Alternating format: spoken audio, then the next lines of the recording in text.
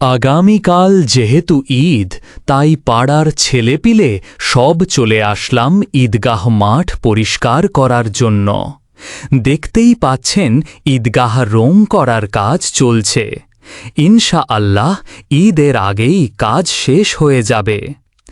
ঈদগাহ মধ্যে যেহেতু বিশাল বড় বটের 2 গাছ আছে, এই গাছের পাতা পড়ে ছাতা পড়ে গিয়েছে।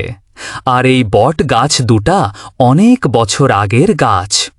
আর এই গাছ দুটার জন্যই ঈদগাহ মাঠ দেখতে এত সুন্দর লাগে। আমাদের এই ঈদগাহ মাঠে প্রায় 5000 মানুষ একসাথে নামাজ পড়ে। বেতবাড়িয়া গ্রামের অনেক পুরনো ঈদগাহ মাঠ এইটা। আলহামদুলিল্লাহ, ঈদগাহ মাঠ পরিষ্কার করা শেষ। এবার আমরা নামাজের কাতার জন্য দাগ দিয়ে নেব, যেন নামাজের কাতার বাঁকা না হয়ে যায়। আলহামদুলিল্লাহ, ঈদগাহ মাঠের কাজ শেষ করে চলে আসলাম মসজিদ পরিষ্কার করার জন্য।